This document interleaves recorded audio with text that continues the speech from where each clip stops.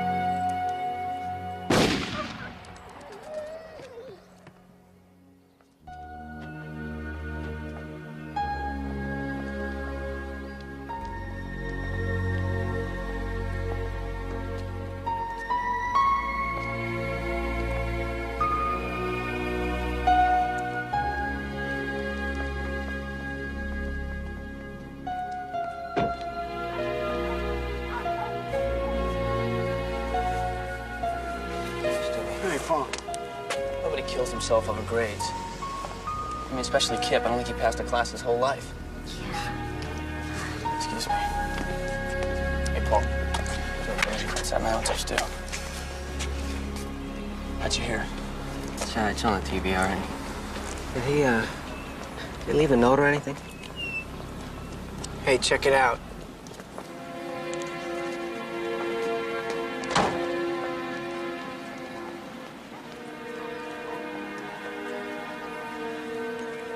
She has some nerve coming around here.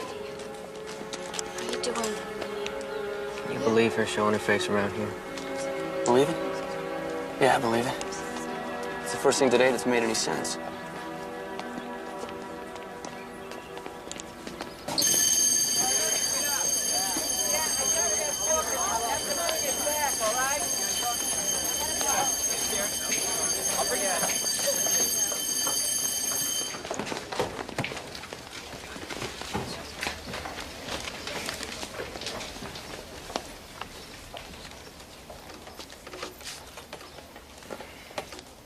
Today we were supposed to talk about the contrast in styles among writers who came to prominence during the Jazz Age.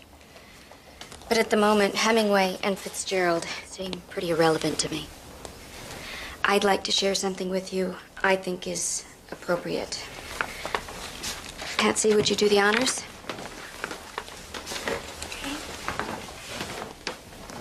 The Buck in the Snow by Edna St. Vincent Millay. How strange a thing is death, bringing to his knees, bringing to his antlers the buck in the snow. How strange a thing. Could I see a moment, please? Go on. How strange a thing, a mile away by now. Right, may I help? Miss Gill. Mrs. Gill, yes. I'm Detective Morse, San Diego PD. I just need to talk to you a couple minutes. Well, that when you're through here, I'd like to see my office, please. Have a seat, please. Ma'am, I'm doing some follow-up on the death of Kip Bauschmeier. I understand you were one of his teachers. Yes. As a matter of fact, I would have had him this period for junior English. You ever been to his house? The night he died? What about before that? You ever visit Kip at home prior to his death? Yes, I have.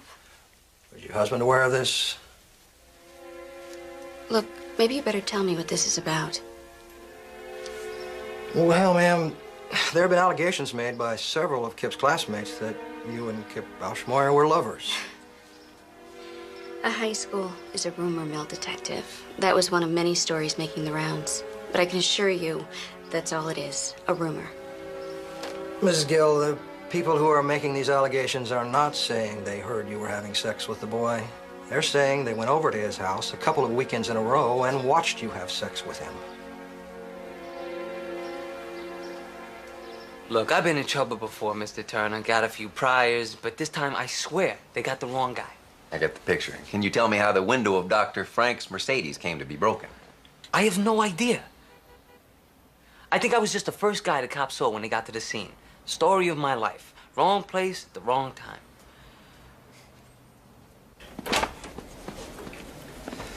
I'll call the DA's office, see what they're offering. Well, you got my number, right? I'll be in touch. Everyone's entitled to a defense, Doreen. Oh, I need you to hold down the fort for a couple hours. I'm having my boat painted. I want to be there when they take her out of the water. Wait. Roger Gill just called. He wants some representation for his wife. Who? Honestly, Owen, you really should start reading the paper again.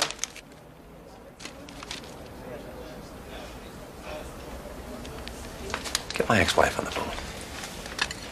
Paulette and Kip had been lovers for some time, or so the story goes.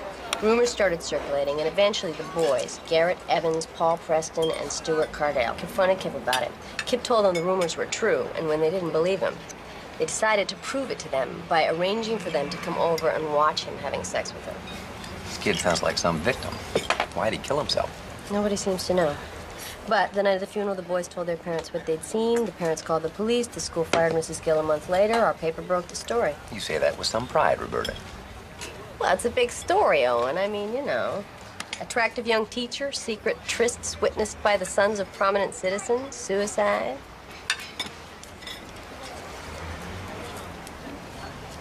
Why the sudden interest? Oh, I don't know. I suppose I like a good scandal as much as the next guy. No, you don't. You're her lawyer, aren't you? Well, it's not 100% yet. I'm meeting her and her husband tonight. Well, when they're ready to do an interview, I want to be your first call. I'm not your ex-wife for nothing. Well, I hate to burst your bubble, but I have a feeling this one's going to get settled quick. Are you sure about that? We hear some pretty important people have an interest in seeing this go all the way. Like who? You know, Kip is from Briarcliff. The people out there have a lot of political pull. I'm sure the district attorney's office will put up a big show of outrage, but at the end of the day, this is a rape case where the victim can't testify and the accused is a 28-year-old female. They have bigger fish to fry. Of course, the press thinks she did it. Well, I suppose we do. I mean, the boys all pass polygraphs, you know? Besides, why would anyone make up a story like that? I've had the car a long time, but she's got real low mileage. I can't interest you in a trade-in. No, we don't need two cars. Besides, my wife can't drive a stick. Well, she looks real clean. Tell you what, I'll grab my jacket, we'll take her for a spin. We got to be at the lawyer's at 5. You represented a guy at work on a DWI. This guy said he was definitely over the limit, but somehow Owen Turner got the whole thing thrown out of court. What? That guy recognized me. You want to blow him off? We'll take the car down somewhere else and sell it. No. What I really want is for you not to sell the car. Why don't we meet with this lawyer first and see how much it's going to be? I already asked. It's $5,000 just to walk through the door or something. You ready to go, Mr. Gill? Paulette, the car doesn't mean anything to me. I know that's not true. I'll be right back.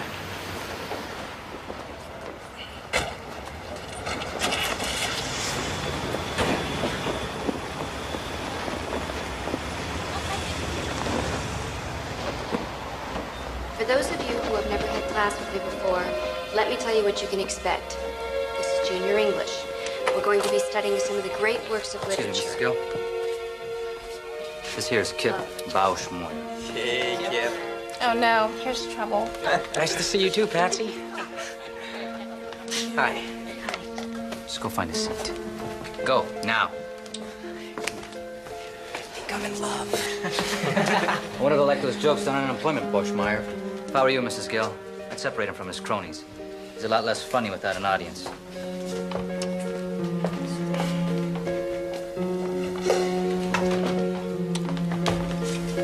Where are you going? You want me to move, right? I was just explaining my philosophy of teaching, Kip, and part of it is that every kid that walks through that door starts off with an A.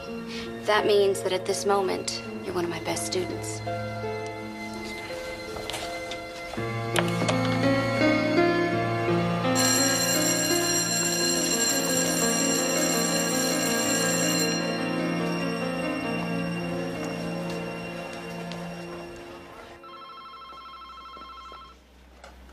Law offices? I'm sorry, Mr. Turner's with a client at the moment. Mrs. Gill, on Friday you will be charged with 2 counts of sexual assault. Am I gonna have to spend time in jail? You will be out in an hour, tops. Now, the good news is their case sounds very weak. I gather they don't have a shred of physical evidence, and obviously the victim can't testify, so... That's just what the other lawyer said going into the school board hearing. Mr. Gill, I understand you were out of town on the nights in question. Is that right? That's right. I have National Guard duty 2 weekends a month. I do have an alibi for one of those nights. I was out to dinner with Patsy Newbeck. Who's that, a girlfriend? Another one of my students. I understand you also spent some time with Kip outside of the schoolroom. Would you describe him as promiscuous? What the hell kind of question is that? An important one. Promiscuity can be a defense on sexual assault. That's going to be your defense? She did it, but it's okay because he wasn't a virgin? Mr. Gill, look. No, you look. I thought I explained this over the phone. My wife didn't do this. These people are on a witch hunt. And we need a lawyer who's willing to take them on. Mr. Gill, I understand that you have both been through hell. Now, if you want something for your pain and suffering, I suggest you contact a civil attorney. I'm a criminal defense lawyer. My job is to see your wife acquitted by whatever means the law allows. It's been really tough on Roger. After I was fired, he had to drop out of school and get a job. And the publicity has... It's been really hard to take. Well, I can tell you it's only going to get worse. That's why I'd like to explore the possibility of a plea bargain. But I'm innocent. You didn't ask me that, but I am. Sometimes I think those of us in law enforcement can lose track of what's really important. Like being able to send your kids off to school without worrying about them being molested. So am I concerned that the prosecution of Paulette Gill is a waste of time and money? No. In fact, I would say the message I'm getting is quite the opposite. Pam, if you have any follow-up questions, come on. Thank you. The report live. Owen, do you know Earl Cleaver? He heads our sex crimes division. By reputation. Your reputation precedes you also, Mr. Turner. Shall we find a room? I understand your office initially declined to press charges. Only because of the difficulties associated with prosecuting without Kip's testimony. Since then, new evidence has surfaced that convinced us that this prosecution was warranted. I was just telling Earl what a zoo it was this morning. Given the nature of this case, I think it's safe to say we should all anticipate intense media scrutiny. Yes, well, it's good to see you're doing all you can to minimize that, Earl. Given all the hoopla, I'm surprised you didn't assign a second chair. Oh, Hugh is the second chair. I'm the lead prosecutor on this. You mean you personally? Hugh is a fine prosecutor, but the DA and I both felt that given the public interest in this case, the most experienced hand should be put on. But we're getting ahead of ourselves, and we're here to avoid going to trial. Here's our offer. She pleads guilty to 1 felony count. We drop the other charge. We recommend that she does 2 years probation. And we'd also want some guarantee that she never teaches school again. Are you serious? Oh, It's a fair offer. This goes to trial. We'll be asking for the maximum on both counts. She could do 4 years. Oh, come on. There's no evidence that this relationship, if it even existed, was anything but consensual. That's not informed consent, is it? We like our case, Mr. Turner. We have 3 eyewitnesses. These boys are nice kids, good, solid families, and nothing to gain by lying. Sure impressed the hell out of the grand jury. There's also the statement she gave the police on him. She acknowledges she was in the house twice in November to help him with some personal problems. She did it. We know she did it, and it's going to be easy to prove. Well, I still can't take her an offer like that. She claims she's innocent. I guess we'll see in court.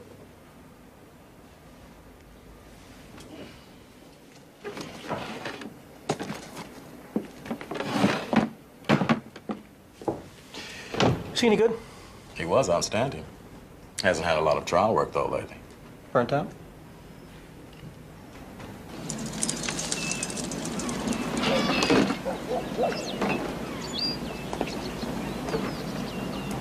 Miss Gill. I saw you on TV again. Yeah, I'm getting to be a real celebrity, Danny. I'll tell you, it's not much fun. Well, at least you look good. I mean, that's something, right? What's with the books? Don't tell me you're back in summer school. Afraid so. You all know what happens. The weather turns nice, suddenly my grades go south. You know, I was gonna ask you, you think you could help me with my homework again this summer? Oh, gee, Danny, I don't think that's such a hot idea. Danny! Oh, hell. Get in the house. All I was doing was now. talking to Get in the her. house. Don't talk back to me. I will deal with you later. I told you to leave him alone. He talked to me first. I don't care if he did talk to you. Nothing said you got to answer. This is my What the hell's child. going on? It's okay, Roger. Your wife was talking to my boy. I told her last time I would call the police, and I will. Well, maybe what your boy needs is a Roger, leash. that's not necessary. Look, you're on my property, lady. Now get the hell off before I call the cops. You know something? I cannot wait until they lock you up. People like you do not belong in decent company. Roger. You get in the house. I wish you wouldn't get into it with her, Roger. You know what she's like. Anyway, I'm glad you're home. I'm dying to call Owen.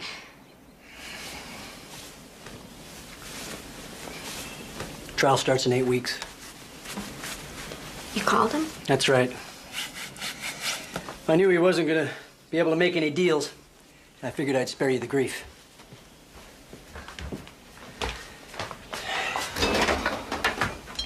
I don't want to be spared, all right? Roger, I'm the one who's going on trial. You sure seem relaxed about it. What is that supposed to mean? Well, you're talking to Danny again. Despite what his mother told you, despite what I told you, you're talking to him again. Well, he initiated it. The law says he can't initiate anything, Paulette. The law says that you're the adult. Whatever happens is your fault. I'm not going to stop being a human being because of what somebody might think.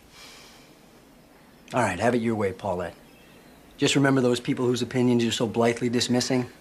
That's who's going to be sitting in that jury box.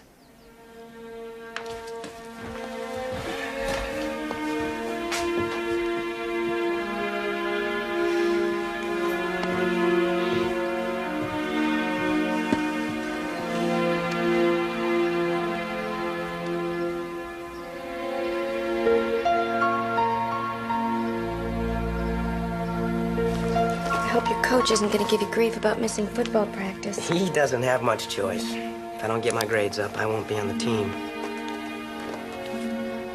You know, Kip, you have a real flair for language. Your spelling, however.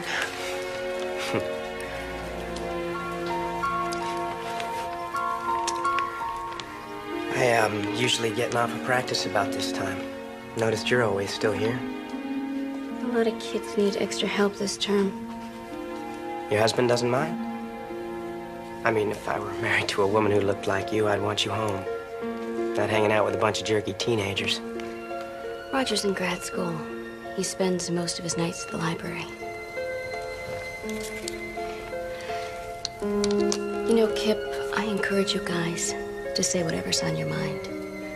But I think some things should be off limits. I'm sorry, Mrs. Gill. I meant it as a compliment, really. I'm still your teacher, and I'm a married woman. Don't compliment me too much.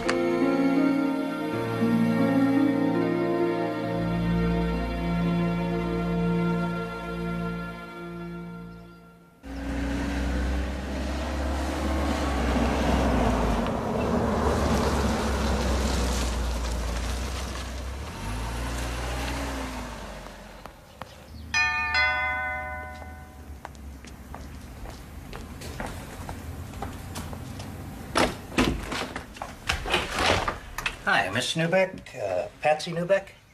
Yeah? My name is Fred Cobb. I'm an investigator working for Paulette Gill. I was wondering if I might ask you a few questions. Mrs. Gill was telling me that you and she had dinner on November 17th last year. We had dinner together lots of nights. There's not one that really sticks out. Sorry. Miss Newbeck, Mrs. Gill also told me that when she was fired, you went to the school principal and told him that these boys had to be lying. You think we could talk a little bit about that? All right. Come in for a moment. Thank you.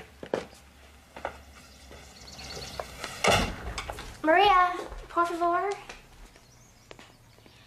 Look, it's true that I went to the principal, but just to say that I didn't believe these guys. I never said that I had any first-hand information about what they might or might not have seen.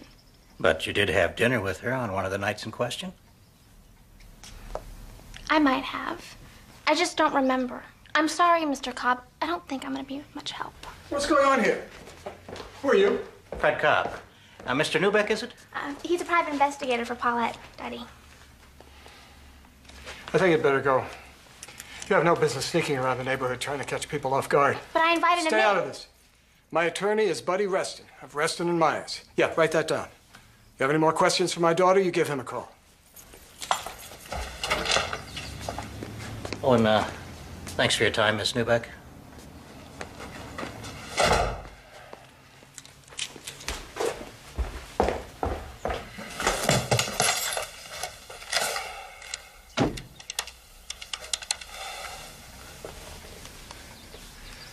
Let me have Evie Boschmore, please. Evie, Don Newbeck. Listen, I think it might be a good idea if we got everybody together. Hey, let's not overreact here. It's not like she wasn't going to put on a defense. So I spoke to Earl Cleaver, let him know what's going on. I also spoke to my own attorney, who tells me that we're under no legal obligation to cooperate. What about witnesses planning on testifying for the prosecution? Makes no difference. Stewie and Garrett are under 18. They can't even be contacted without your consent. But Paul just turned 18, Don. He still has to give his consent, Margie, unless her attorney gets a court order,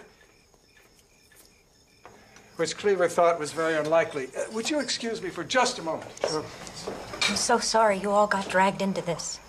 Evie, you put that thought out of your head. Garrett has told me many times that he has no regrets. And Stewie and Paul feel the same way. Hey, where are you going? Out. Without saying hello to our guests? I'm in a hurry. Suit yourself. But the problem will still be here when you get back. Look, Daddy, for the last time, I don't know anything about Paulette and Kip. I think you do know something. The way you and that Gill woman palled around, hell, you probably know everything. Patsy, do you understand that it's not just about Kip's family anymore? Do you know that if Mrs. Gill is found not guilty, she can turn around and sue the boys and their families, our friends, for everything they own? And there's a bigger picture here, Patsy. There really is. Somebody has got to protect our way of life from sleazy influences like that. Do you understand that you go to a public school that is better and safer than most private ones? You think that happens by accident? Well, if it happened in Briarcliff, Daddy, I'm sure you had something to do with it.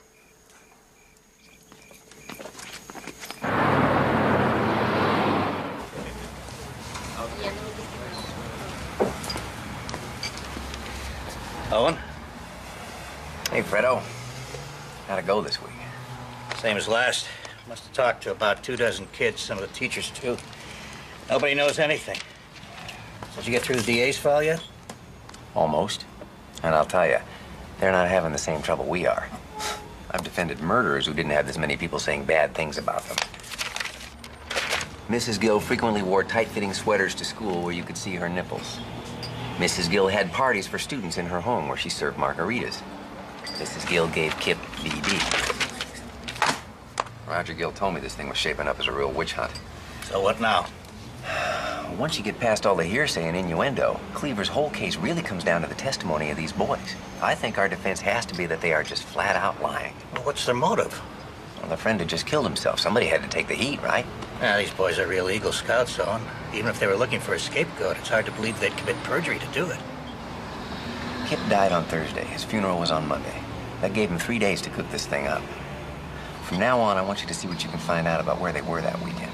Yeah, I'll do my best. I haven't seen you this worked up in quite a while, Owen. You know, I don't mind a fair fight, but these rich folks are ganging up on our client, Fred. That irritates me. They may be ganging up on her, but that doesn't make her innocent. You have doubts about that? She seems like a real nice lady. On the other hand, it's been my experience that there's usually at least a little fire at the center of this much smoke. I don't want you to be concerned about this lack of cooperation. It's not unusual. And Cobb will keep talking to kids right through the trial. Well, what about Patsy? She wasn't too helpful. But calling her presented certain problems anyway. Like what? She's not a perfect alibi. You could have had dinner with Patsy and then gone over to Kip's.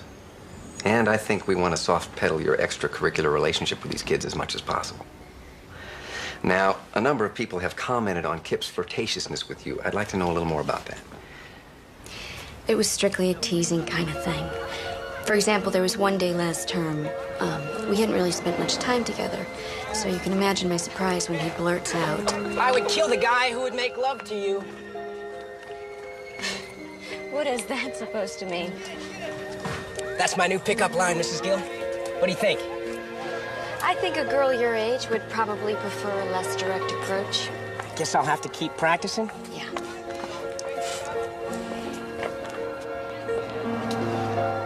You never reported this behavior to anyone?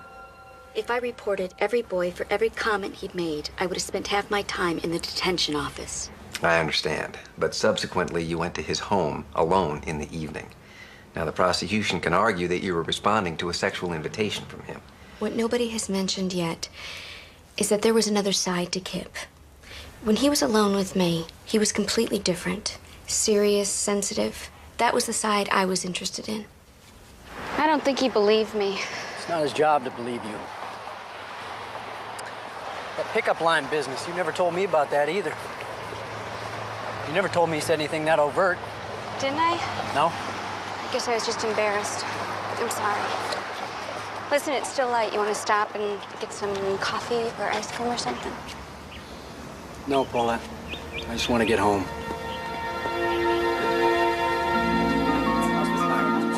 This is Jake McGee here at the San Diego County Courthouse, where the crowd is building on this the first day of Paulette Gill's sex trial. The doors of the courthouse will soon be opening. This is Mary Kay Andrade reporting live from the San Diego County Courthouse. This is Joe Friedman. Okay, here's a sound check. On this, the first day of the sensational Paulette Gill sexual assault trial.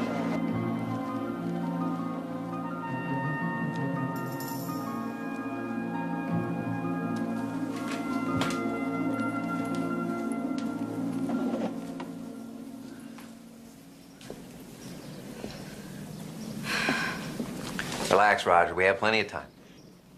I'm gonna wait outside.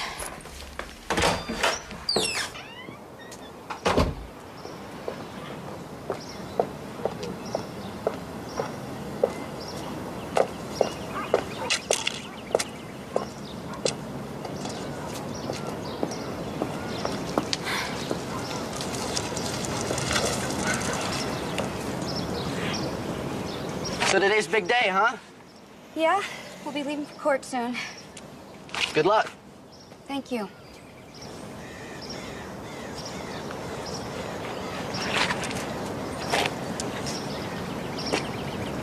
So how's school? Well, actually, I'm running for student council. Can you believe it? Danny, that's wonderful. Yeah. I mean, it's just for class rep, but, actually, I gotta give a speech this afternoon. I had to come up with a platform and everything. You wanna take a look at it? Oh.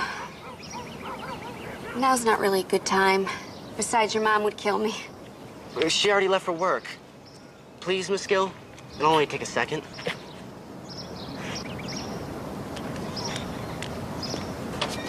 It's great. That may be too long, though. Oh, I like this. And then if I could do a full Paulette, for crying out loud! It's all right, Roger. His mom's at work. I'll just be 1 minute. But you know what's great is that you're here with the joke right here. So it lightens everything up and it's sweet. And then we'll end it here with one also. That's really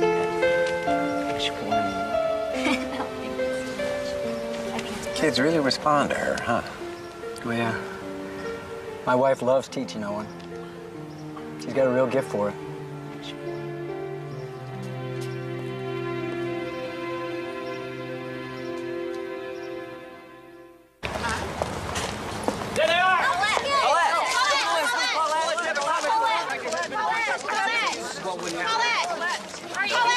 Raise your right hand. Do you swear the testimony you're about to give is the truth, the whole truth, and nothing but the truth, so help you God? I do. Would you state your name for the record? My name is Evie Bauschmoyer. I live on Bridle Ridge Road with my husband Wayne and my daughter Tracy. My son Kip also lived there with us. Mrs. Bauschmoyer, I know this is painful, but would you describe how you first learned that Kip had killed himself? I'd picked my daughter Tracy up from school. I had just finished grocery shopping.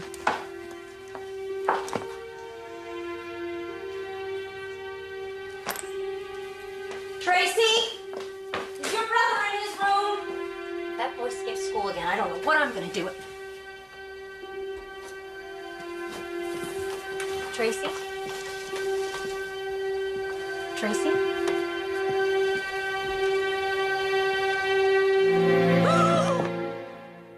Mommy, what's happened to Kip? He's sick, honey. Come with me. Tracy, now! Call a doctor. I called my office. I asked them to notify the authorities. I needed to deal with my daughter right then. And then I phoned my husband. Shortly after this, people began to arrive? Yes. By then, it had been on the news.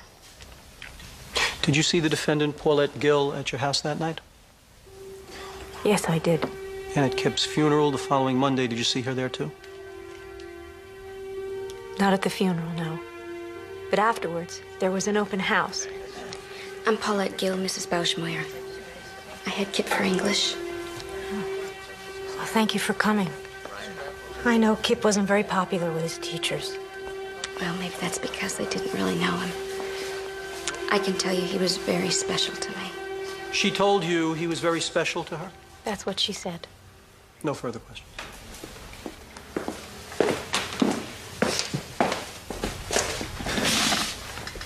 Mrs. Bauschmoyer, isn't it true you blame this woman for the death of your son? I wouldn't say that, no. Naturally, we wonder what influence she may have had. Isn't it also true that when the DA's office initially declined to file charges, you called persistently until that decision was reversed? My son had been molested, Mr. Turner. How do you know? I have the word of people I trust. Plus, my own impressions of her conduct at the open house. I believe you said she came by to pay her respects, told you she taught your son, liked him personally, and gave you a hug. That's correct. What is it exactly you find so peculiar about that, ma'am? It was obvious she thought of herself more as a friend than a teacher. So you find it strange that she liked Kip enough to consider him a friend? Objection, argumentative. Sustained. Mrs. Bauschmoyer, there were other teachers at Kip's funeral, weren't there? At the funeral, not at the open house. On the nights of November 17 and 24, do you have any knowledge of Paulette Gill coming to your home? Well, Kip's room was at the other end of the house. We wouldn't have any idea what was going on in there. You had a dog. Wouldn't your dog bark if a stranger came to your home at night? I suppose she would. Did you recall her barking on either of those nights? No.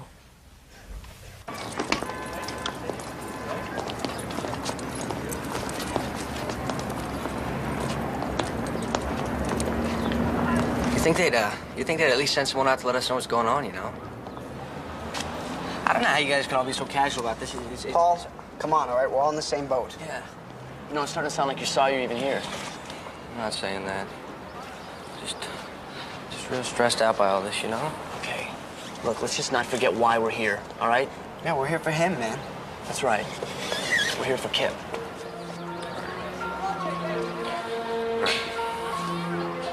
Come on. I don't believe it, not for a second. You saw how she was with me just now. The same way in class, always looking at me.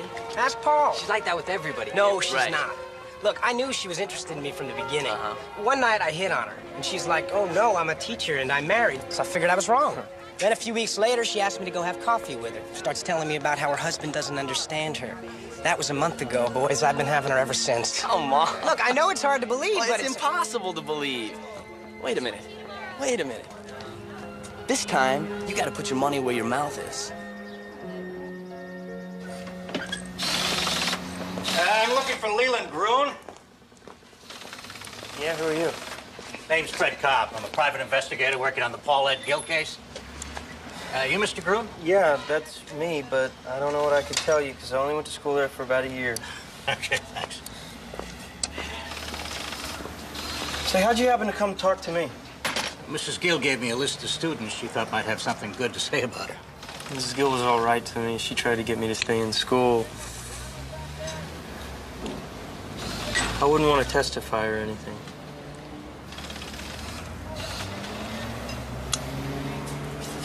Come on. These other guys, Garrett, Paul, and Stewie, were part of the most popular crowd in school, and Kip had been part of that crew too, but there was some kind of falling out. And it was around this time that we all started hearing rumors about him and Mrs. Gill. Then Kip kills himself. And all I know is that the night after Kip died, Garrett, Paul, and Stewie and a bunch of other kids went out to the ice house. The ice house.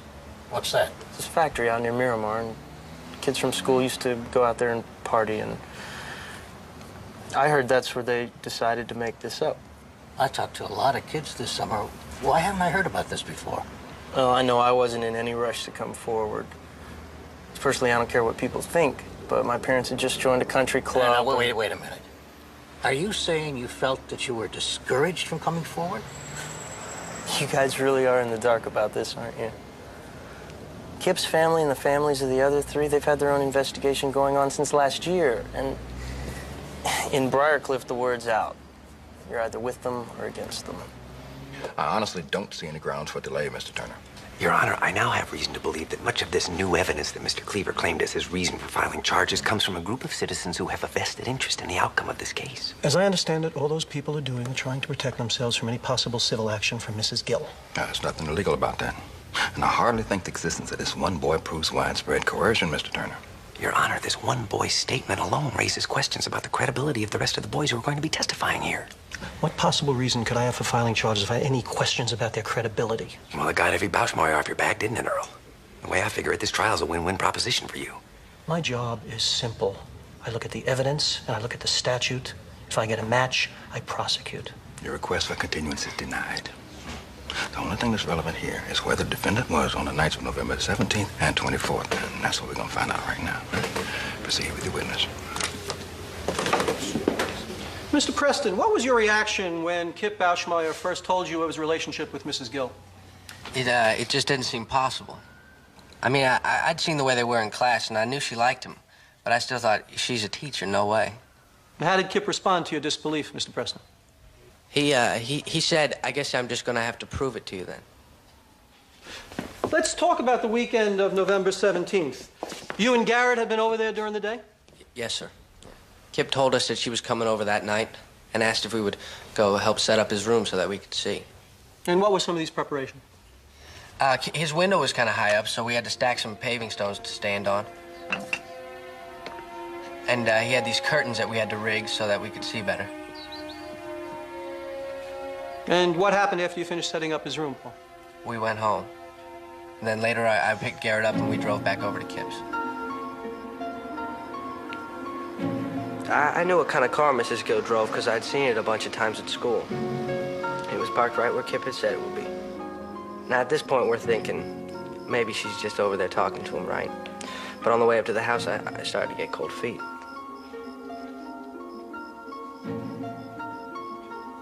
I said I didn't want to go, so Garrett went first.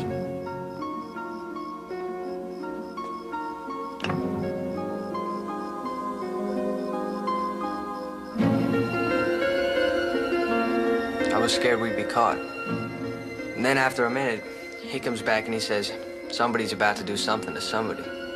And that's when I went up to the window.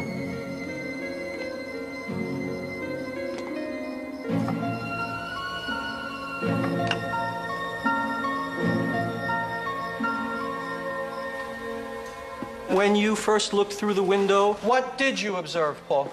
Exactly. I saw my best friend, Kip Bauschmeyer, and my teacher, Mrs. Gill, having sex. Order! Order!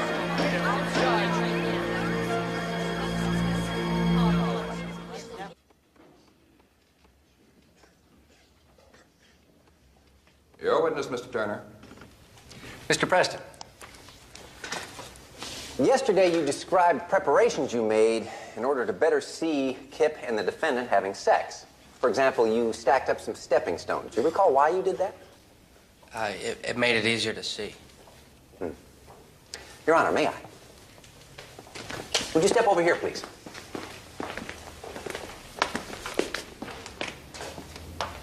Right here. Now, I want you to imagine that the jury box is Kip's bed. Earlier, some photos were introduced indicating that the bedroom window is 5 feet from the base of the house. How tall are you, Paul? I'm 5'10". 5'10". Now, I want you to look at the jury while I measure out 5 feet.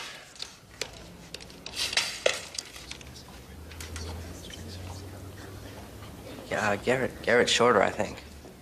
Actually, he's an inch taller, but okay. I'll measure out 2 more inches.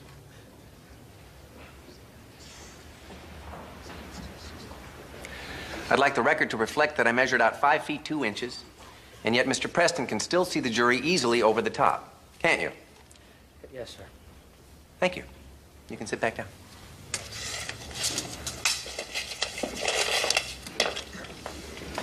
Now, when you were before the grand jury, you testified that after Kip and Mrs. Gill had made love, he turned the lights off to signal that they were finished. Do you recall that being part of the plan? Yes, that's right. He said, when I turn the lights off, you guys have to leave. So what you're saying is they made love with the lights on, and then when they were ready to go, he turned the lights off and they got dressed in the dark.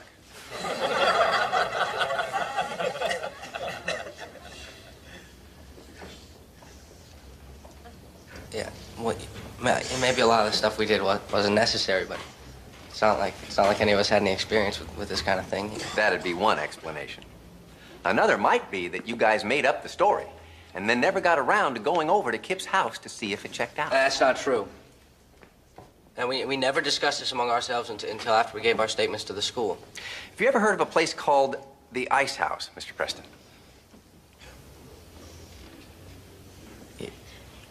Yeah, I've heard of it. It's a place kids from school used to hang out sometimes.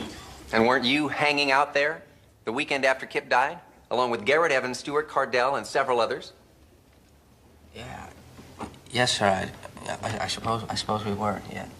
And Kip had just committed suicide, and yet the subject of what you had all witnessed between Kip and Paulette Gill never came up. Is that your testimony, Mr. Preston? Mr. Cardell, could you please tell us what happened on the weekend of November 24th? The weekend of November 24th, Paul and I were staying over at Kip's house. His parents had already gone to bed. We were just getting ready to watch a video when the phone rings.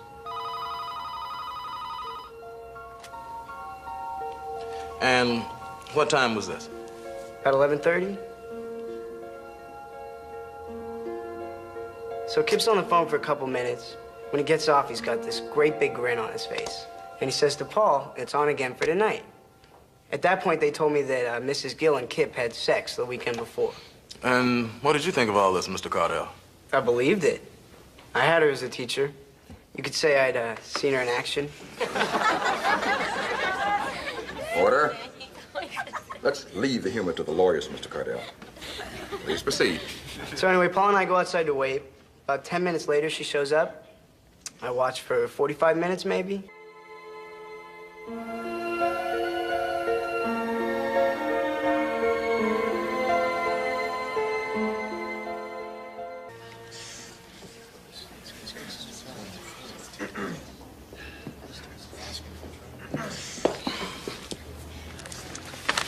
Now, how was Mrs. Gill as a teacher?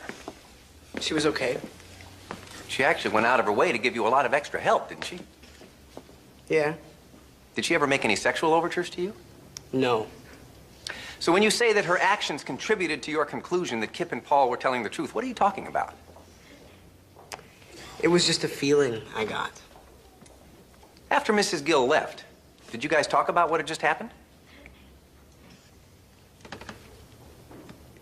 You know, I don't think we ever really talked about it until after we gave our statements to the school. You mean even at Kip's funeral? And when you were all together the night he died, you didn't talk about it? I don't believe so. What about when you were all out at the Ice House, Mr. Cardell? No. But you were out at the ice house together, weren't you? He's killing us with this ice house business. Yeah, we were there. No further questions. Let's hold Garrett back for now. I want to interview him again. I want you to call Don Newbeck, tell him it's time to fish or cut bait. Got it. Any redirect, Mr. Cleaver? Sorry, Your Honor. In view of the hour, Your Honor, the state requests a recess until tomorrow.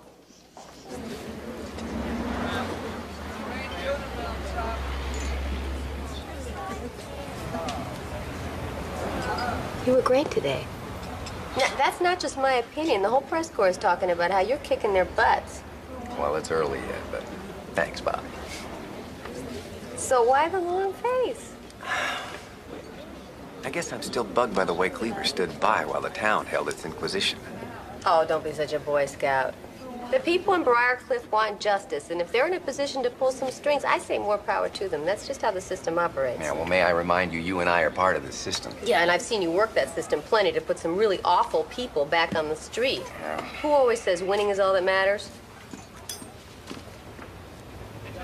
The first day I went to pick them up for court, the boy across the street came over to ask Paulette's help for a project at school. I mean, here she was about to enter the arena, yet she was willing to take the time to help some kid with his homework. That's when I knew. This woman cares too much about teaching to get involved in anything like this. I think you're being a little naive about her. I mean, even nice people can rationalize almost anything in the name of passion. Look at us.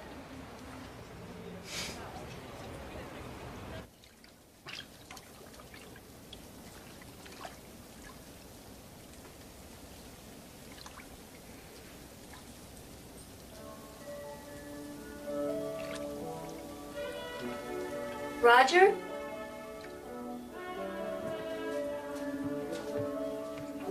Roger?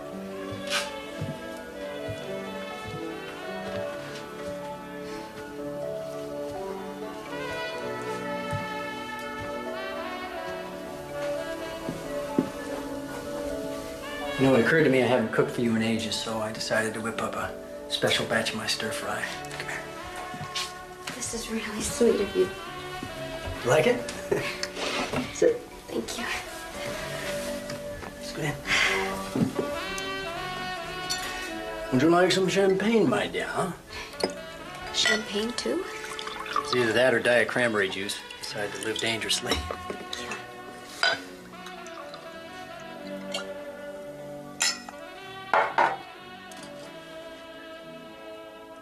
I really appreciate the thought. But I don't think I could get down a bite of food. Well, maybe what you need is to work up a little appetite. Huh? Come here. You look beautiful. Oh, stepping on your feet, am I?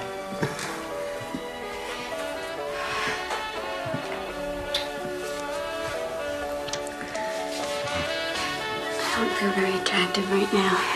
Oh, you are, believe me.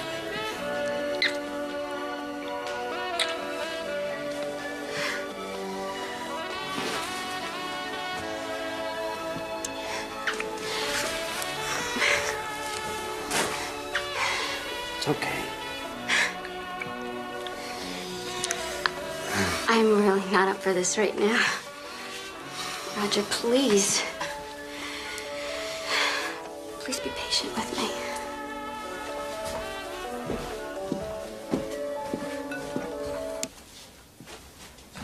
As the boys' vice principal, it was my decision to transfer Kip Boschmeyer into her class.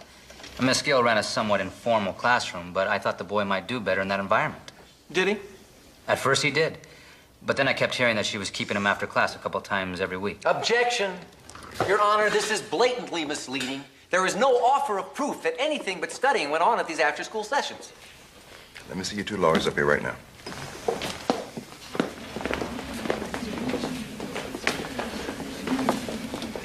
Mr. Cleaver, what is your theory of admissibility on this? Given her informal manner and her willingness to meet with him one-on-one, Kip no doubt saw these after-school sessions as an open invitation. To do what? Study? I'm going to sustain the objection. As long as we're here, Your Honor, it's my understanding that the testimony of the next three witnesses goes exclusively to the issue of whether or not Mrs. Gill's attire in school was too provocative. Again, Judge, it's our contention that her relationship with Kip was just part of a whole range of unacceptable conduct. Perhaps. But I'm not going to allow her to be convicted of sexual assault based on what she wore to work. Now, do you have any other questions for this witness? No. Step back.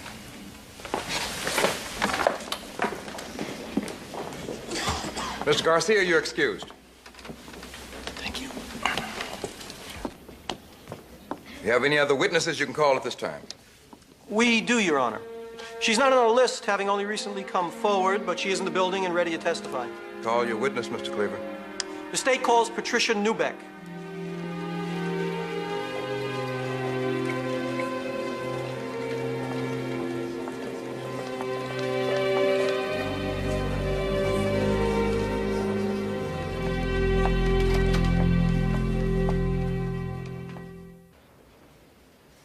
Please proceed.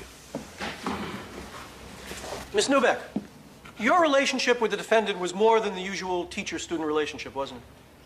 We were also close friends, yeah. How did your friendship come about? At first, it was based on my schoolwork. And then as we discovered we had mutual interests, we started hanging out together outside of school. You mean you would socialize in each other's homes, maybe go out to eat? Yes.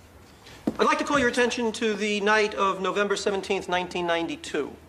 Do you recall where you were between 9 and 11 that night? Paulette and I had dinner at Joy Garden. It's a Chinese restaurant near school. Do you recall the conversation? Yes, I do. You asked my opinion, Patsy, and I'm telling you, I don't think you should be giving Bobby that kind of commitment. We really love each other. Why is it so hard for everybody to understand? I understand. I was in college. I was dating Roger. I was in love. And now here it is a few years later. And people don't always evolve in the same direction. God, Paulette, you and Roger aren't having problems, are you? I love Roger, but I don't think either of us really... She went on to say that since Roger had started grad school, he had gotten totally caught up in his work. She said he was distracted and losing interest in her. And had another complication in the Gill marriage developed at this time? Yes. Paulette told me she might be falling in love with Kip Bauschmeyer. Did she say what those feelings were based on? Kip was crazy about her. He was always interested in everything she had to say. Was it your impression that those feelings had been acted upon? That's how the subject came up.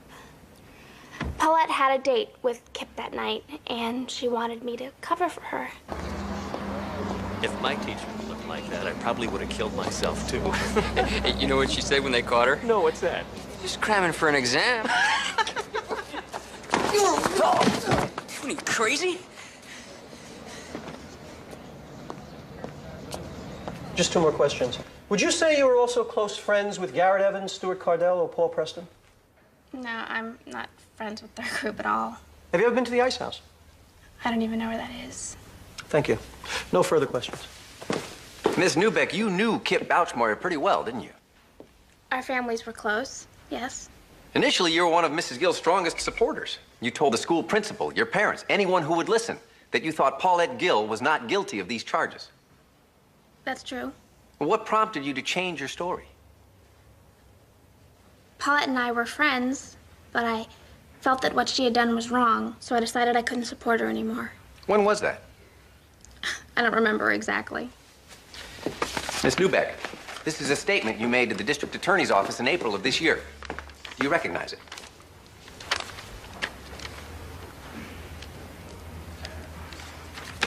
Yes. And you told the district attorney's office you had no relevant information, didn't you? Yes. And when my investigator, Mr. Cobb, spoke to you last July and asked you about having dinner with Mrs. Gill, what did you say? I told him I couldn't remember. Miss Newbeck, let me direct your attention again to your April statement. What did you tell the DA was your reason for accepting the interview? Shall I read it to you, Miss Newbeck? I said the only reason I was there was because my father had been bugging me.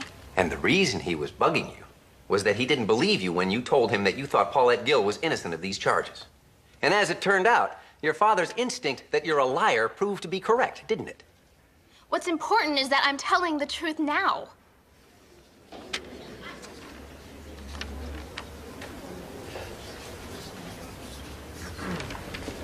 No further questions.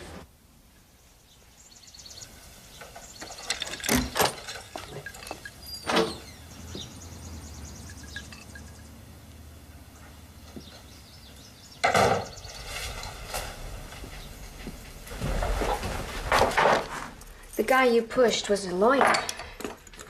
Owen got him to not press charges. Oh, that's a load off my mind. Owen also thinks it might be a good idea if you stayed away from the courthouse for a while. Owen thinks, huh? What do you think? That depends on whether you think you can control your temper, Roger. There was no loss of control, Paulette. I saw a chance to defend your honor for the first time since this whole business began. And I took it.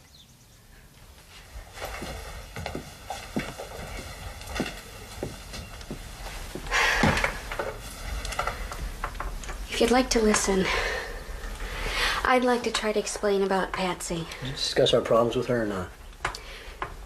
She took things I said at different times out of context. What context could there possibly be for talking to this girl about our marriage? You know, I never liked the way you were with those kids. How accessible you made yourself. But I didn't say anything because I figured that was your call. And because I never dreamed that what you were sharing were intimate details of our family life, Paulette. When kids come to you, asking advice and sharing their secrets, you find yourself responding in kind. Is that such a crime? It depends on how far it went, I guess, huh? Are you asking if it's all true? No, but when they say you didn't keep your distance, they're not wrong, are they? You did cross over the line, and you brought this down on us as surely as if you had slept with him. Maybe it's not such a bad idea if you did stay away from court. Well, I wish I didn't have to go to court, believe me. Our friends in the press, they'd have a field day. I don't care much about appearances right now. Well, I do.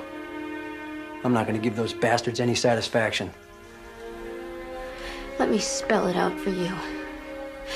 I don't want you there anymore.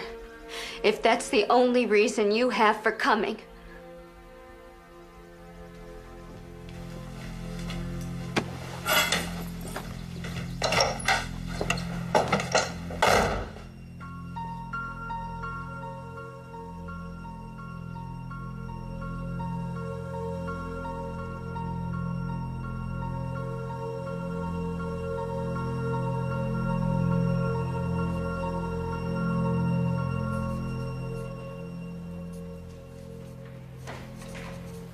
How long did you watch the defendant and Kip having sexual intercourse, Mr. Evans?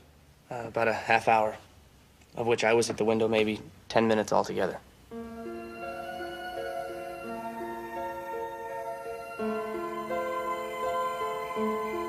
Now, why is it that you decided not to tell anybody about what you'd seen prior to Kip's death?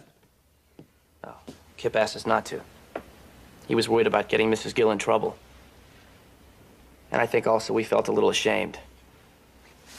Now, this place, the Ice House, you and your friends did go out there. Yes, sir, the night after he died.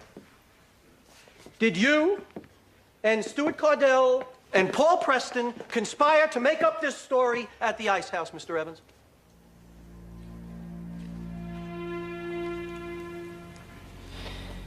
That would have been impossible, sir. We went to the Ice House on Friday. By then, I'd already told my mother and some other police officers what I knew. No further questions. All Garrett's testimony really proves is that he was the first one to tell the story. We can argue that he was the ringleader, but it hurt us. And as for Patsy Newbeck, well, Can't we call Leland Gruen? unfortunately, his story about the Ice House isn't a first-hand account and wouldn't be admissible. The cop can't find anyone who will admit that they were actually there. Paulette, this whole thing is going to come down to your testimony. So I want you to really focus on that. When you get up there tomorrow, I want you to tell your story simply and straightforwardly. Do that, and I think the jury will believe you. Will they? You didn't.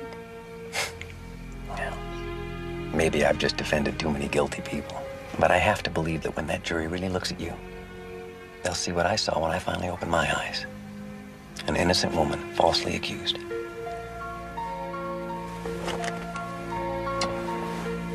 Good night, Owen.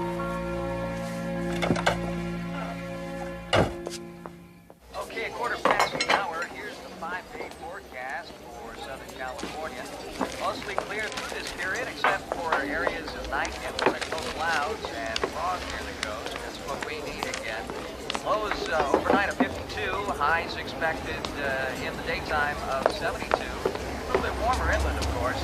And looking ahead now for the next 5 days, we expect temperatures to remain in the mid-70s with some rain likely early next week.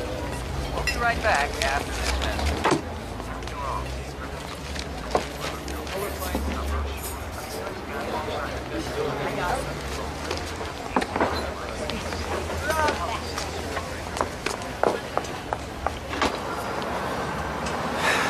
Mr. Gill, we haven't met. I'm Roberta Rosen with the San Diego Ledger. You media people seem pretty chummy with Mrs. Boschmoyer. Ever ask her what she's doing here?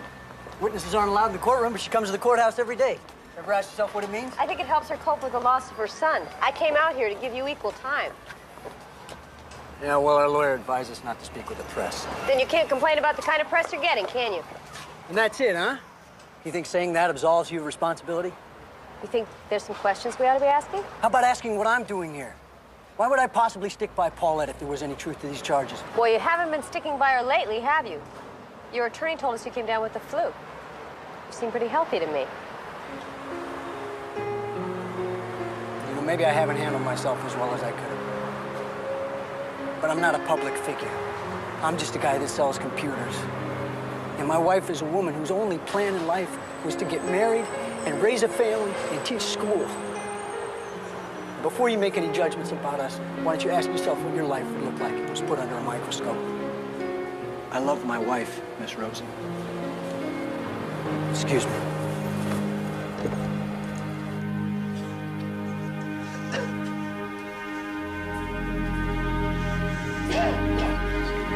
Mr. Turner, are you ready to proceed? The defense calls Paulette Gill.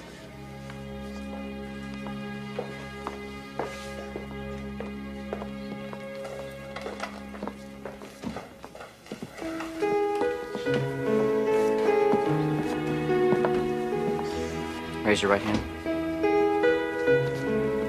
Do you swear the testimony you're about to give is the truth, the whole truth, and nothing but the truth, so help you God? I do.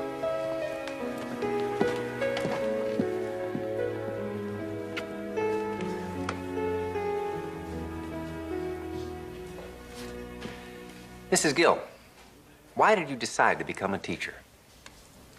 I'd always admired my own teachers, and I liked working with kids. And how long had you been at Briarcliff High School when you met Kip Bouchmoyer? About 2 years. We heard testimony that the decision to transfer Kip to your class was based on the idea that you and he would have a rapport. Is that your recollection?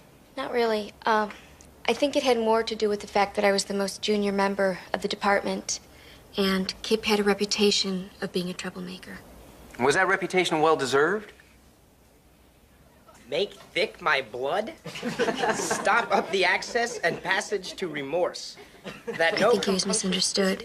Teachers sometimes forget that while you're testing the kids, they're also testing you. Come to my woman's breasts and take my milk for gall. I'm not saying we didn't have our moments, but overall, I think we did end up with a pretty good rapport. We also heard testimony that you spent time with kids outside of school. How do you account for that? All I can say is that I grew up in a very small town where our teachers were our neighbors, people we saw at church.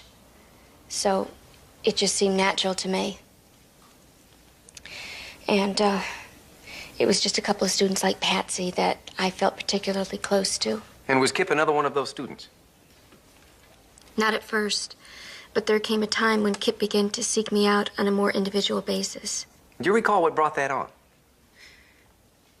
It was around the time when he was kicked off the football team. It's not fair. They said all I needed to do was get a passing average, not pass every class. Hey, did you hear? Kip's off the team. Yeah, of course I heard. I'm co-captain, aren't I? That's a tough break, man. Just hate letting you guys down while the team's on such a roll. Yeah, well, I wouldn't lose too much sleep over it, Kip. I'm not saying we couldn't use you on the team, man. Just don't act like you're indispensable or something. Why you always hassling me, man? Because someone's got to let a little air out. Otherwise, you'd float away under that big head of yours.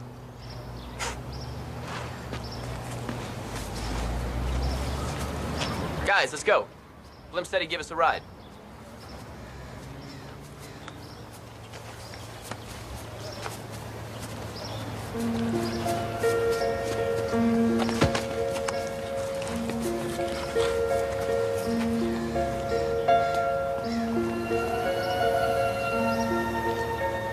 Missed you in class today, Kip. Hey, Miss Gill. I had to go down to the principal's office, get this thing with my grades straightened out. I told him what he needed to do was get some more teachers like Mrs. Gill. If they were all as pretty as her, the whole football team would be on the honor roll.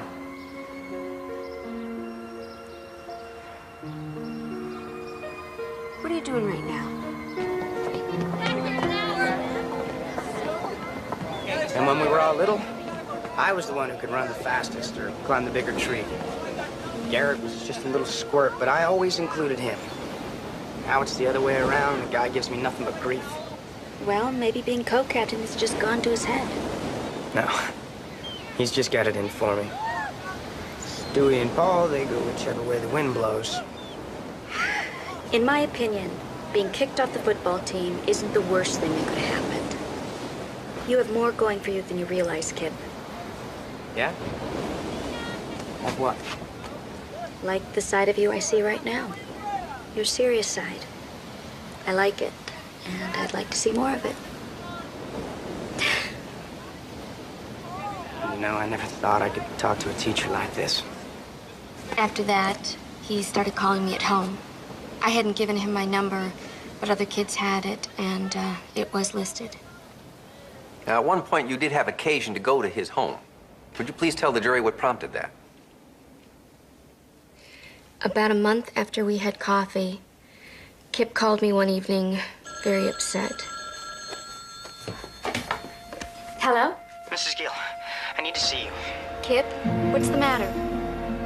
Please.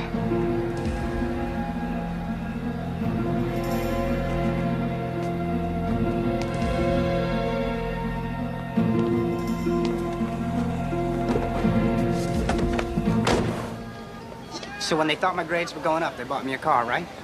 You saw it in the driveway. Then I didn't do too well on my midterms. Now they're gonna take the keys. Do you even have your license yet? That's not the point.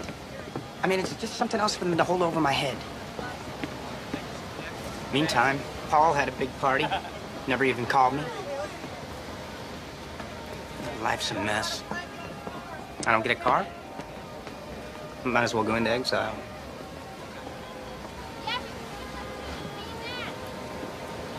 I'm adopted. I ever tell you that? I am. My older brother got all A's in school. Dad always asking me why I couldn't be more like Michael. Of course, Mike's their natural son. Let's see, that makes me what? The unnatural son? I'm sure your father doesn't feel that way. What about your mom? They just don't get it. Not like you do. You're the only person I can really talk to.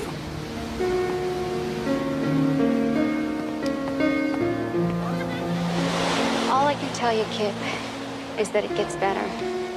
Eventually, you'll be out on your own, and the cars, and your parents, and what your friends think will seem pretty unimportant. Just don't know if I can wait till then. Let's talk about January. You began to hear rumors that you and Kip were lovers. What did you make of that? When you're around kids that age, you hear a lot of wild stories. But then somebody told me that Kip himself was the one who had started the rumors. And how did that make you feel? Used, betrayed. When I asked him about it, of course he denied it. And why didn't you report him to the principal, Mrs. Gill? At the time, I thought if I spoke to him myself, it would put a stop to it. Did it? No. I learned later that he continued to tell his friends that we were sleeping together. Paulette knows you're Until finally there was a confrontation. You say a word to What are you anybody. gonna do, Kip? Hit me? What are you gonna do, Kip? She just called you a liar. You're not gonna let her get away with that, are you? She can say whatever the hell she wants to say. It's true about me and Mrs. Gill. You guys all saw the proof. This is your proof? A pair of women's underwear you could have bought anywhere? Hey! Whoa! These have that freshly bought look, Gary, don't they? give me those. Gary, Oh, hey! give them to me. Give Give them to me. Hey, Give them. teach his Give them to me. Oh, hey, I'm Gary, open. give me those. Give them to me. Stewie, give me them. We always knew you were full of crap anyway.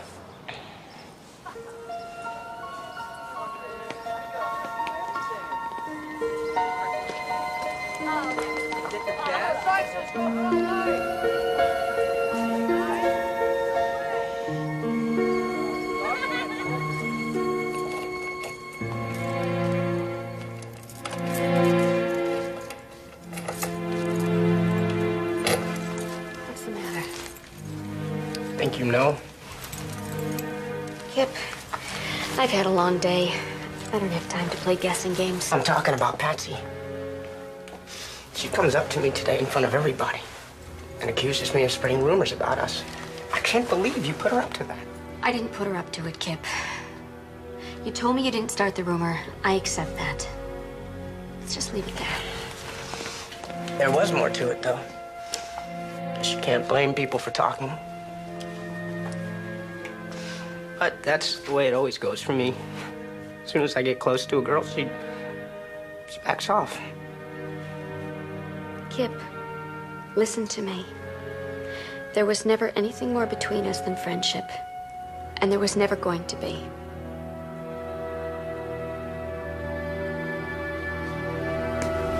That's great, Miss Gill. Are you saying that I'm not even a little bit special to you?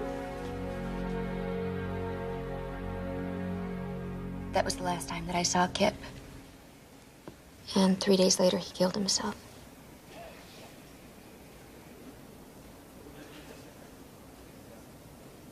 Thank you. No further questions, Your Honor.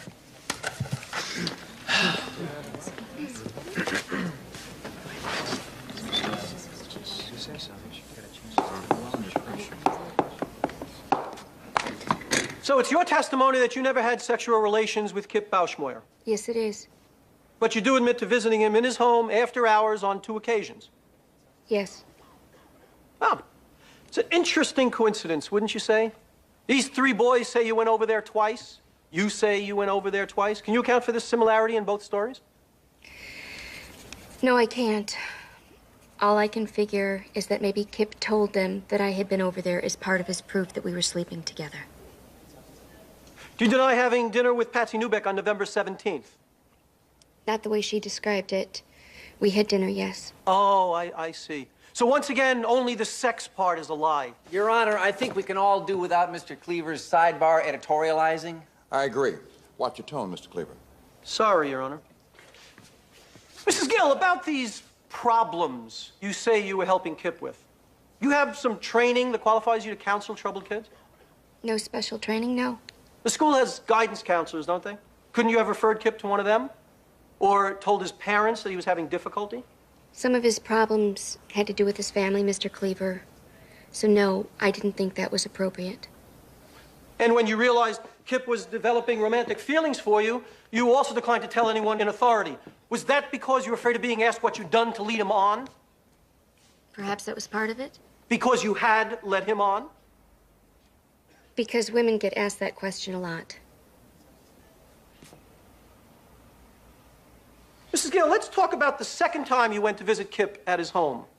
I noticed you didn't have much to say about that on direct examination. There wasn't much to tell. It was pretty much the same as the first time. He called me. He sounded upset. I picked him up. We drove around. When he calmed down, I brought him home. Mrs. Gill, your own testimony proves this was a far different encounter. Because by then you knew that this young boy was interested in a lot more than hand-holding, didn't you? Yes, I knew he had a crush on me. And yet you went to see him anyway. You, a married woman, a teacher. This student calls you, and you rush right over there. You drop whatever you're doing. Now, would you do that if you didn't have some feeling for him? He sounded like he was in trouble, Mr. Cleaver. No, Mrs. Gill. I submit you went because you cared for him, too. All right, Mr. Cleaver, I admit it. I cared. It's hard not to care about a kid who wants to be liked so much. And yes, looking back, I think that maybe it wasn't the greatest idea to go over there. But at the time when he called me, begging me, please come, Mrs. Gill, you're the only person in the world I can talk to, I didn't stop to think, Your Honor. Gee, what's everyone gonna think? I just went. Your Honor. I cared. Gill. I thought good teachers were supposed to care. Gill. That's enough now. Mrs. Gill, do you need a moment? I can go.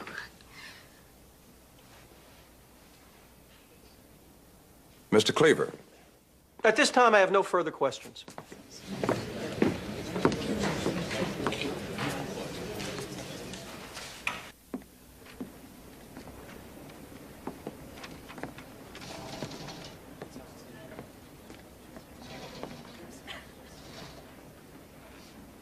Ladies and gentlemen, during jury selection, I asked each of you what you thought we should expect of our teachers. Each of you indicated that you expected teachers not only to teach, but also to be role models, to provide examples. Measuring from that standard, it's clear that Paulette Gill failed in her responsibility to the students in her care. She claims she drew the line at intimacy. But 3 young men from this town say otherwise. The defense has not produced a single witness who can explain what would motivate 3 boys of outstanding reputation to come in here and lie to you. On the other hand, many witnesses can testify to the fact that time after time, this defendant crossed over the line to what many people would consider unacceptable conduct. She herself admits she met with Kip repeatedly outside of school. Is it possible that this attractive, sexually sophisticated woman did not comprehend the effect this would have on an inexperienced young boy? Let us send a message that in this town, traditional standards of decency are still the measure of behavior, and that those who don't adhere to those standards will be punished. If you apply common sense as well as the law, I am confident that you will conclude that Paulette Gill is guilty of sexual assault. Thank you.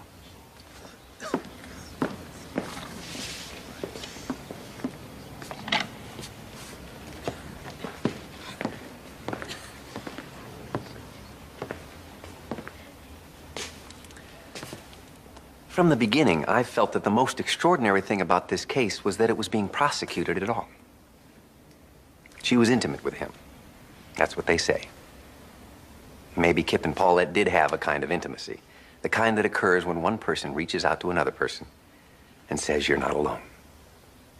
And the state has suggested that this case represents a sign of the times. I agree.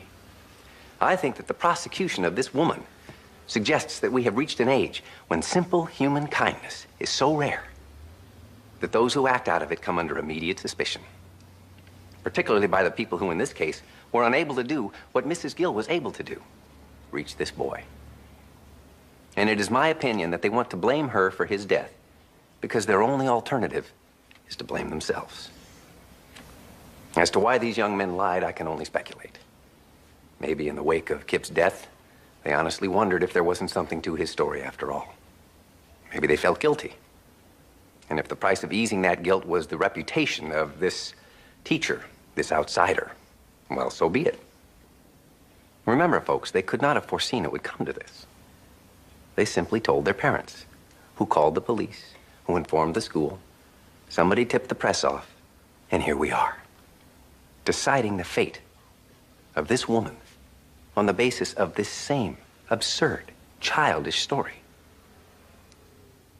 It has come to this because at every step of the way, people who should have known better stood by and did nothing. Well, I submit to you now that it's high time somebody in this case stood up and did the right thing. And I'm sure that you will. Thank you.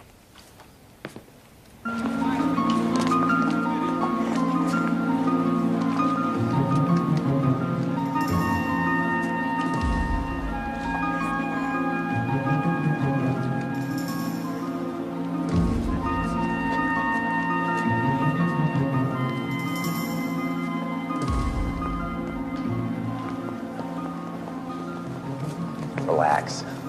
They have 2 weeks of testimony to go over. I'll be very surprised if we hear anything before tomorrow. Paulette, I've just been informed by the Bouchmoyers' attorney the Bouchmoyers are filing a civil action against you. On what grounds? I haven't had a chance to go through it. I'm sure they've cooked up some theory of how Paulette deprived them of their son. Paulette, now this is really a nonsense suit. It's gonna be okay. No, it's not. This thing is never gonna end. It's all right. No, it's not. I love you, Paulette. We'll get through this. I'd just like to say that money is not the issue here. My concern is that this woman not be allowed to teach anywhere else. My son Kip is gone. But what about the other kids that are still out there? What do they have to look up to? What are their teachers representing to them? Mrs. Bouchmoyer, isn't this lawsuit a little inconsistent with your testimony last week when you said that you did not blame Mrs. Gill for Kip's death? Well, since then, new information has come to light. Mrs. Gill's own testimony shows that such an influence existed. Ma'am, Are you just looking for a scapegoat? that's not the kind of people we are. Jury's back. Let's go. Hurry up, go back. Hurry up, let's go. Michael, come on, let's get it going, guys. All rise.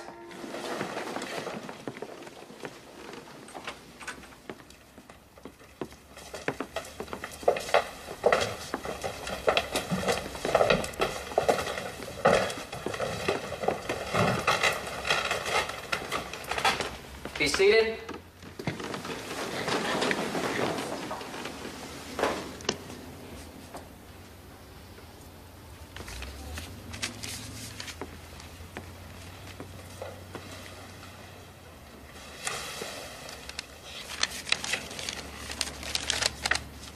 What do you suppose it means, jury only being gone an hour?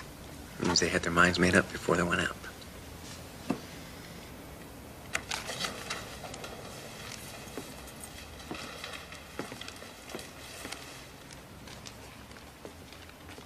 Will the defendant please rise?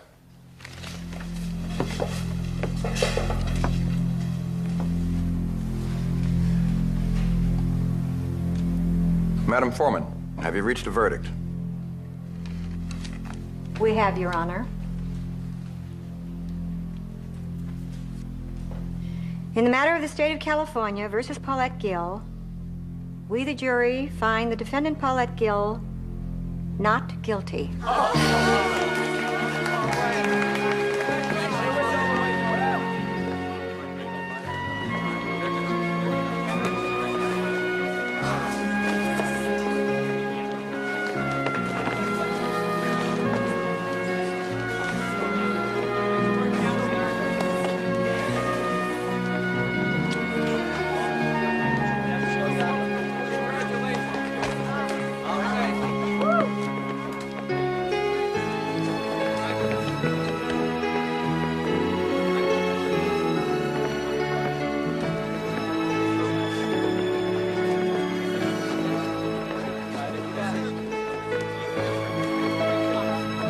All I can say is the jury has spoken and we accept their decision. Now, you'll have to excuse me. Okay. Oh, Paulette, you decide you want to get your teaching credentials back, let me know. Oh, I'll never teach again. Well, why don't we get the credentials back and then you can think it over?